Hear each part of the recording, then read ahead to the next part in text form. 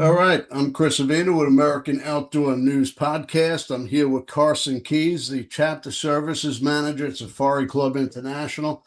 Carson, it's so good to speak to you again. Good to talk with you, Chris. It's been a couple of years, and I'm glad we could reconnect and been super looking forward to jumping on this podcast with you and just having a chat and catching up, especially right before Thanksgiving. Maybe we can talk hunting plans and all that. So, been really Yeah, looking forward to it. Thanks absolutely. for having me on. I still follow you on social media. I see what you're doing. Same, same. So now, Chapter Services at Safari Club International. You're in charge of basically starting up new chapters. Yeah, so my role is kind of a coach player role within the organization. And what I mean by that is I'm technically, I oversee all the US chapters, so about 125, 130, give or take. And then I've got a team of guys as well that work for me. And so we have Sean Jackson oversees the East Coast, Sure. and Ice Cup oversees the Midwest, and then I oversee basically everything from the Rocky Mountains west. So I have my own region. What I mean by the coach player is I have my own region, and then I'm, helping service all the different chapters. I couldn't do that on my own, as well as helping manage the team and helping the two folks they need, making sure they have the resources they need. The odd questions that we get on a daily basis, being a sounding board for them, and then Yeah. quite frankly, they're sounding me too. So it works great. And yeah, so we oversee, like I said, the 130 give or take US chapters that we've currently got. And our job there is to make sure that they have the resources they need. They're happy, they're healthy, they're having good fundraisers, they're having good membership events, they're spreading the SCI as far and wide as they can. And Uh-huh. then on the flip side of that, to your point, is starting new chapters. And so we've done just this year alone, we've done about 20 new chapters. And Wow. the team is we have the best team at SCI is what I always say. And I tell everybody within the office, you're like, hey, I'm not trying to start any fights, but we have the best team at SCI. And yeah, those I give all the credit in the world to Sean and Jordan because they're awesome. Are there different types of chapters, or there's just one blanket type of chapter across the board? Yeah, so good question. We've got kind of our international chapters, Canada and Mexico. And we also have a chapter services specialist and advocacy specialist in Canada. Her name is Chris Everett. So she focuses purely on Canada, those Canadian chapters, as Hmm. well as, I mean, if you've paid attention to the news for 30 seconds in the last, month, you've seen something terrible happening in Canada. Is there. And then Jason St. Michael, he's the director of chapter and membership services. He services the international chapters. So New Zealand, bunch of new European chapters. We've started adding some African chapters and things like that. So that's his role.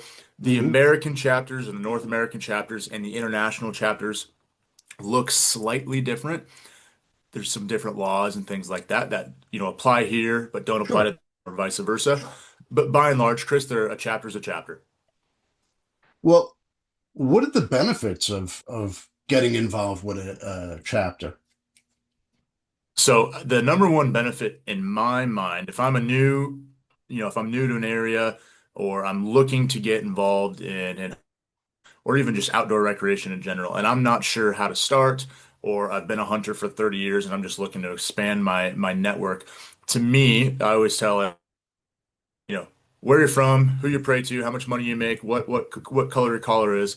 Everybody in the world is looking for community. Sure. So in my eyes, that's the key piece that SCI chapters provide, and we're across all states, several different chapters per state in a lot of cases, and so there's a really good chance that if you're out there searching for a community of like-minded people, you want to learn more, you want to expand, maybe you know how to hunt whitetails in a tree stand, really really good, which I'm terrible at, but if that's you and you're hey, I would love to go on an elk hunt day. And there's probably, or hey, I would like to go to Europe and hunt, or I would like to go to Canada or Africa or whatever it is. There's a good chance that there's somebody in a chapter, good chances there's a chapter near you that you can pick their brain and learn from. So in my mind, that's the key. That's what's most impactful and powerful from. Secondly, um, our chapters are really empowered to make an impact in their backyards. What I mean by that is the revenue split between the chapters and national is 70-30, meaning chapters contribute 30% of the net of their largest fundraiser back to SCI, Uh-huh. and they keep the remaining 70%. So we're just going to use a really easy number, 10 grand. Say that's your net. 7 grand is what you guys keep, what the chapters keep, and then 3 grand is what comes back to SCI. That's Okay. specifically and only for the largest fundraiser. So if you that's think of your sit down, standard banquet sort of thing. But if you've got, I always tell chapters that they should really strive to have 3 events per year, bare minimum. Uh, a some sort of spring-ish banquet, some sort of summer barbecue, and some sort of Christmas party. Now, if there's some pretty easy ways, and we work with our chapters a lot to provide them ways and give them ideas of how they can turn those barbecues and those Christmas parties, etc., those membership events, those hours into fundraising events so that they can build up their coffers. And then their job is to distribute that money to projects that they see fit. And so a lot of the time that's within the local community, or Hmm. surrounding areas. And then there's other times where, hey, there's a project that's near and dear to that chapter's heart for whatever reason in Spain or Africa or wherever. And so it's up to the board of directors of each chapter to distribute those funds. Uh, as long as they align with the mission of SCI in a pretty broad, as long as it's got some sort of conservation element or an education element or an advocacy element or a humanitarian efforts element, it pretty much is going to be, good to go. Um, so that's kind of the additional benefit, and then the networking. Those are the top two in my head from a chapter's perspective. Um, Okay. so the benefits from in my eyes from the chapters to SCI is, like I mentioned, they are in all these different communities that there's only one of me and I have 2 guys that work for me and they're awesome, and we're on the road a whole heck of a lot, but not enough to cover all those different communities, right? And Sure. so they really, really, really help spread the mission and the reach of SCI.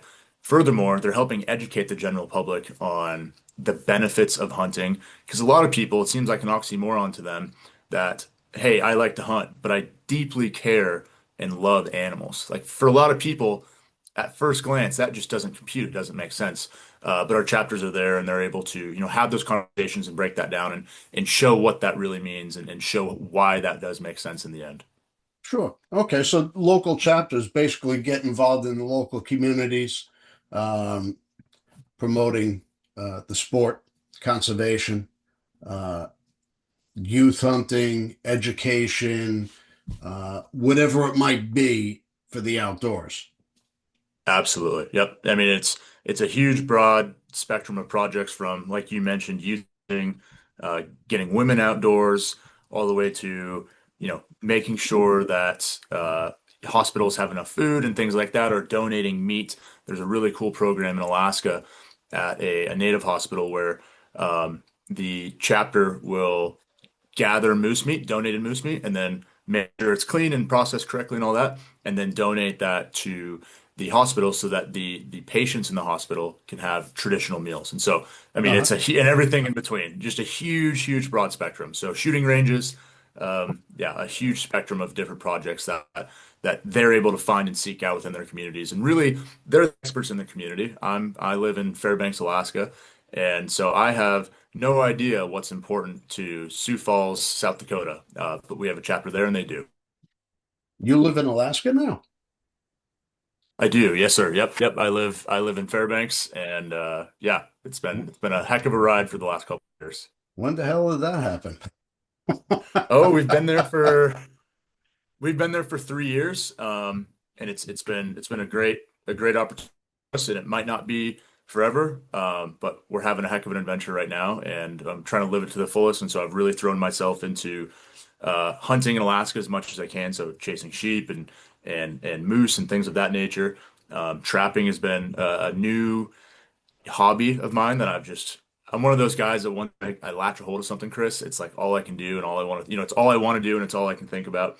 And so Sure. that's been trapping lately. Yeah, That's awesome. Now, it's been uh, a good time. We've been to a lot of fundraisers and different organizations and things of that nature. What do these fundraisers look like? A good question. So, the last, I'll say, I've been doing this for 7 years, and there's certainly a very stereo fundraiser, which is a sit down gala or banquet where they're going to have, a section of silent auction and a section of raffles. Then they'll have a live auction. There'll be a dinner, and those will generally run anywhere between 3 and 4 hours ish. And any uh, American Heart Society. There's a bunch of different organizations that have a banquet such as that. But one thing that to really drive home the point of the importance of community in my eyes, one thing that we've been really stressing to our chapters is to give people an opportunity to get to know the chapter. It's really hard. People are so busy these days, and it's oftentimes it's difficult to want to give your time and your effort and your money to an organization that has an event once a year sort of thing and then kind of fades away for the rest of the year. And there's not this ongoing um, ability to meet people and to network. And so one thing that we've been really stressing with our chapters lately is the importance of just provide, we call them a hunter's happy hour. And all it is, Chris, is it's a happy hour, but really it's just a chance for us to get together and chat and help build that community. And then there's ways that we turn those into fundraisers as well. So the stereotypical banquet is the sit down gala and or banquet with a nice dinner and an auctioneer on stage and things like that. But we're certainly exploring other options. And there's raffles, there's different activities going on throughout the course of the event. Yep, raffles and games. That's my those are my favorite pieces of a fundraiser. Just because, hey, there's a lot of people in the room that they want to see you, but they don't. I'll speak for myself. I don't have the ability to, write a five or a $10,000 check. But those raffles and those games, hey, I can give you 20, 50, $100, whatever it may be, for a Sure. chance to win this really cool hunt or this really cool rifle or this Swarovski spotting scope or whatever it may be. Yeah, there's a lot of donations to these events, so people can actually bid or buy raffle tickets on hunts or product that they normally would not be able to afford. Absolutely. Yep. Yeah, it's a great opportunity if you're looking to expand your horizons from a hunting perspective. Um, SCI banquets, and there's a bunch of other organizations, but they're a great opportunity to find good, reputable hunts, and you can bid on them. And there's even, as you are very well aware, but for the listeners, there's an organization called Online Hunting Auctions, and I mean, the lion's share of any hunting or outdoor related banquet, auction, etc., runs through that company. And so if Yep, you are in, a random place or you can't travel to one of these chapter banquets, you always almost always have the ability to play the game online as well. So there's that. sure. Online hunting auctions has been working with American Outdoor News for I don't know, 4 or 5 years now, and Yeah, yeah, we're thrilled to be working with them. They're a great organization, and um, they work with just about everybody in the outdoor industry. So they just sure do. Yeah, they're great to work with and great people over there. so, how does somebody go about finding a local chapter? Yeah, so the best place to do that, if you're in Kansas City, Missouri, or Kansas City, Kansas, you can go to our website, which is www.club.org, and it's going to pop up a Safari Club website.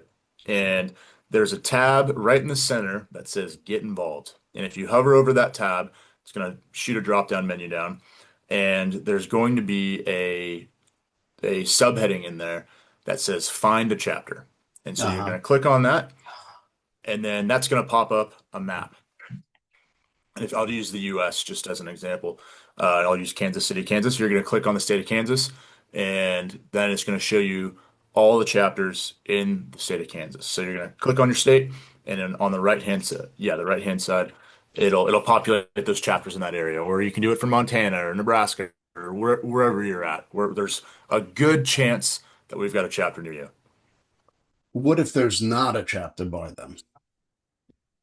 So if there's not a chapter by them, and this is something that is near and dear to your heart, and you want to make a difference in your community and for your wildlife, your grandchildren, your children, you can always, there's a button at the very bottom of that page that says start a chapter here or something to that effect. Uh, Um, and you click that button and it'll help send an automated email for you. And that just alerts us to, hey, Chris Avina is looking to start a chapter in his area. Here's his contact information, and it shoots us a form. So that's one way to do it. The other way to do it is if this is something that's of interest to you, and even if you just want to kick tires, shoot me an email. I'd love to have a conversation with you. And so my email it's kind of a long one. It's kind of a pain in the butt. But it's the first letter of my first name. So C with my last name. So Kate Keys, Keys, C Keys at SCI first, FIRST, FOR, hunters.org. I know that's a terrible mouthful, but that's my email. So ckeys at SCI first for hunters.org. well, it's easy to remember because that's Safari Club International's tagline, first for hunters. So, Absolutely. Yep, uh, absolutely. so what's entailed in starting a chapter? So there's some little bit of, I guess, unsexy paperwork and some things Yeah. like that. And that's pretty much it. We try and make it as simple and easy as possible. A big step is, finding your board, your core board members. And if you're well connected in your area, sometimes that's really easy for folks. So that's great. That makes our job a lot easier. But if you're not, and to use an example that I laid out earlier, you're new to an area, but maybe you were involved in an SCI chapter previously, but you had to move for work or whatever it may be, and there's not a chapter in your area, and you're not well connected, we can help you identify those board members. And so that's where we'll help host a hunters happy hour in your community. So you help us find a restaurant or a bar, or, something, some sort of venue space, and we'll come in and we'll use our membership list, and we can whittle that down 100 miles, whatever it may be. And we'll start dialing and smiling and inviting people to this hunters happy hour. And then from there, I'll get up on stage or whatever the stage may be, and really, really help people understand what SCI is, because a lot of people don't. And in my opinion, the coolest thing, and I'm getting way into the weeds here, Chris, so reel me back in if you need me to. Um, One of the coolest things about SCI is our advocacy department. And so we've got 8 attorneys on staff, and the way that they feed their kids and pay their mortgages and their car notes is by fighting for our rights and your rights as hunters. We have an office in Washington, D.C., 5 to 10 minutes away from the Senate building. And so we are in those fights all the time. And to my knowledge, we are the only hunting organization with an office in Washington, D.C., like a hard building. And then, to my knowledge, again, we have the largest advocacy team. So we have the most horsepower behind our advocacy efforts. And so, Yep. to tie this back into a chapter, if you're with a chapter and there's something that pops up in your area, you have a whole team behind you. Oftentimes they're reaching out to you. Hey, Chris, have you heard about this? That's the most common that happens, on a weekly basis here, unfortunately. Um, but they're oftentimes going to be reaching out to you right away and strategizing with you and your chapter on how to either, promote this effort or help kill this effort. So that's a huge asset to SCI is our advocacy team and the Uh, horsepower that we've got there. And those those fights are happening whether you're a member or not. But the more members we have, the bigger stick we carry and the bigger impact we can make. And so that's why again, we're talking about Safari Club, but that's why membership to SCI is so, so valuable. Not only are you going to get some really cool magazines, some really cool newspapers, some swag, hats and t-shirts and stuff like that, some stickers, but you're also going to know for a fact that there's people fighting for your ability to do what we love and defend what we love and make sure that your children can hunt deer the same way that you've hunted deer, that your grandpa hunted deer and he taught you and vice versa. And so that's a really cool piece of SCI, and they work hand in glove with our chapters routinely. We have, furthermore, just to dive into the advocacy team a little bit more, we have, if you've ever tried to keep up with all conservation or hunting initiatives across the country. It's dang near a full-time job just to track them all. I mean, there's just so many in Oh all yeah. these different states. And so SCI has said, hey, it actually is a full-time job. And as a matter of fact, it's two full-time jobs. And so we've got an Eastern States liaison. And so we're going to use the Mississippi, the line there. So Hmm. everything east of the Mississippi River, we have a full-time professional whose entire job in life is to monitor and track and help defend different pieces of legislation coming out of the states east of the Mississippi. And Yep. we also have the same thing. That gentleman's name is B. Frederick. And then we also have the same thing for west of the Mississippi. And that woman's name is Keely Hopkins. And then we also have, so in addition to those two state liaisons, we also have a federal liaison who lives in Washington, D.C. and does the exact same thing, but from the federal side of the house. Well, if you're an outdoorsman or you've been involved in the outdoor industry, everybody knows Safari Club International. But until I really started working with Safari Club International, I never realized how massive an organization you are. Uh, Everything from advocacy to you want to go on a hunt, there's somebody you could call to get advice or uh, find out about CITES permits or things that might come up during a hunt. Or, I mean, the organization is so huge. I mean, you just acquired the Outdoor Tomorrow Foundation, which helps foster youth education in the outdoors. You acquired Texas Trophy Hunters a few years ago. I mean, you're just growing exponentially, and you're involved in every aspect of our outdoor lifestyle. And just on that alone should be enough to have somebody jump in and become a member. Absolutely. I totally wholeheartedly agree with you, Chris, and I wish everyone thought that way. But that's the battle that we fight, every day. That's why we have membership specialists and things.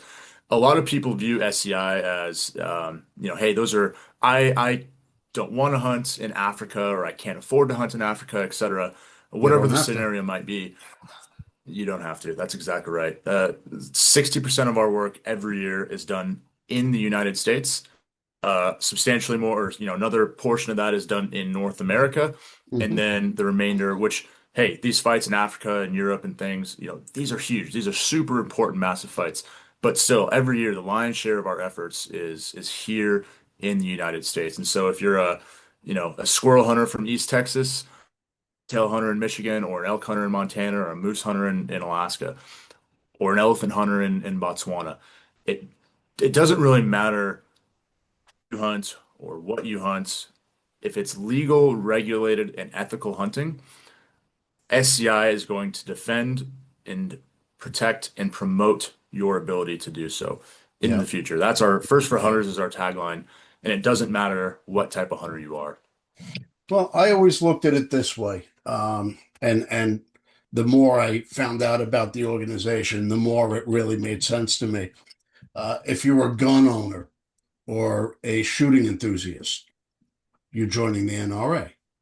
If you're a hunter, an outdoorsman, you like to hike, fish, just enjoy our country's natural resources, you're joining SCI because SCI is the NRA for outdoorsmen. Yep, that's well said. Well said, Chris. And there's another thing that you mentioned a few minutes ago regarding, hey, someone I can call if I've got a question about how to get a gun in this country or this outfitter, etc. And that is the best kept secret of SCI. That's the Hunter's Hotline, which you as a member. And the woman that runs that is her name is Barbara Crown. Yep. And I don't know how she's forgotten more about hunting across the globe than I know about hunting in Alaska. I mean, she is a tremendous resource. She is a wealth of knowledge. And I guarantee that if she doesn't know the answer, doesn't matter how specific and complicated you think your question or your scenario or your issue is, if she probably knows the answer, and if she doesn't Yeah. know the answer, and she knows where to find it, and that's half the battle is just knowing where to even look, and that's a resource that we provide to all of our members regardless of the membership tier, a 1 year, a 3 year, or a lifetime. It doesn't matter what tier of membership you are. It's not an extra payment that you have to provide. That exclusively free to our members, and that is she is amazing. She's fun to work with, and it's just incredible how much she knows. Yeah, Barbara's been on our podcast. Most Yep. of the people have been on our podcast already from Safari Club International. So if you've been listening and following along with us, you've heard about most of the departments already. Um, and on top of that, we have the Nashville Safari Club International Convention coming up in February. Um, this is a spectacle to behold. If you've never been to a Safari Club International Convention, you have no idea what you're missing out on. Three more. The show floor. Every morning we get there at 6:37. Very early before the show opens. And it's always fun to me to walk on the show floor early morning, and there's certainly exhibitors buzzing in and out and preparing for the day. But then you get slammed with something and you're off for a couple hours, and you walk back on the show floor at noon or 1 or whatever it is, and just the stark contrast from the last time you saw it at 6:30 in the morning to 1 p.m. is just amazing. It's so fun. It's energy in the room is just it's electric in there. It's so exciting. And Yeah. then Nashville as a city is I mean, talk about just a fun place. And there is something for you to do. Doesn't matter what you want to do. Nashville is going to have it. We're a short walk away from Broadway. I always say like if you're fun in Nashville, it is your own fault because I don't know what to tell you. I don't know how else I could help you. And as an added bonus, you really never know who you're going to bump into at the convention. I mean, all of your favorite outdoor hunting celebrities are there.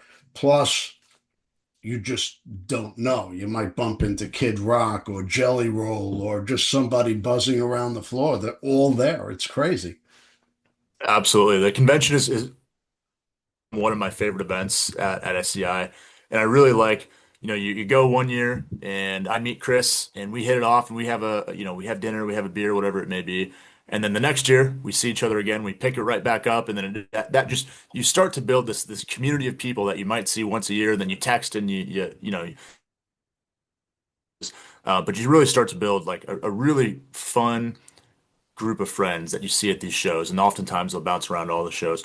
But my favorite event that we do here at SCI is far and away the lobby day. And so that is in May every year. It's in conjunction with our May SCI Board of Directors meeting. So it's in Washington, D.C. We fly everybody to, excuse me, fly everybody or everybody flies to Washington, D.C. So we've got chapters from across the globe there. Last year we had 100, I think it was 120. Don't quote me there, Chris. But I Wow. believe it was 120 chapter members that flew into Washington, D.C. And we have our board meeting. We have, a bunch of different meetings and committee boring stuff. The fun stuff is when we go on the Hill. And so you'll break up into our advocacy team works to plan, I don't even know, Chris. We'll call it 50, 60 meetings with legislators, both congressmen and women, senators, governors in some cases, just a huge, huge, I don't know how to keep track of that schedule, but they do. They do an amazing job. And you'll break up into little advocacy teams. And so it might be state specific. So in my experience with Alaska, there's 4, 5, 6 people from Alaska every year that come, and I will join that group. And then we'll go talk with our senators, our congressmen, our congresswoman, our governor, and we'll have meetings with them. And that's our opportunity to talk about the issues of SCI, and that might be a specific bill, something that's on, they need to vote for or against, or we'd like them to vote for or against, and here's the reasons. And so there's an educational component as well. There's Sure. a relationship building component with your legislators and your people, but then the ability to build camaraderie across the entire organization from people from Florida and Alaska and New York and everywhere. It's just incredibly powerful. And I previous to SCI, I never had the experience where I felt like I was really moving the needle and like really able difference and empowered to make a difference. And I think SCI, we can always do a better job, and we're constantly working on doing that.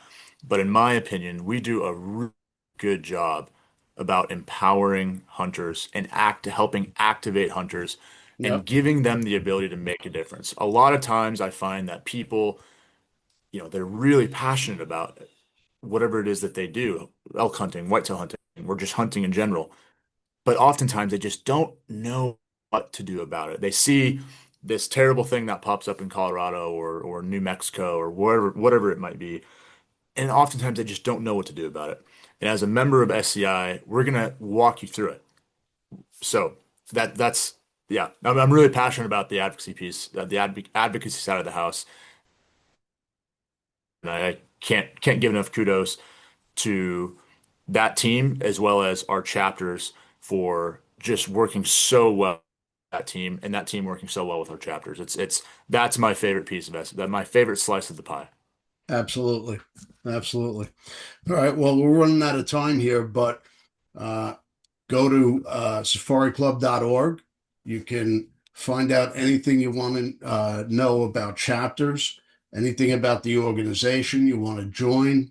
Go to safariclub.org. If you have not subscribed to the American Outdoor News Podcast, you could hit that subscribe button now, and will arrive in your inbox every week. But thank you again for taking the time to speak to us. I want everybody to have a very happy holiday, safe, and if you're getting out in the field, good luck to you. Hunt safe. Thanks for having me, Chris. I really appreciate it. All right, anytime.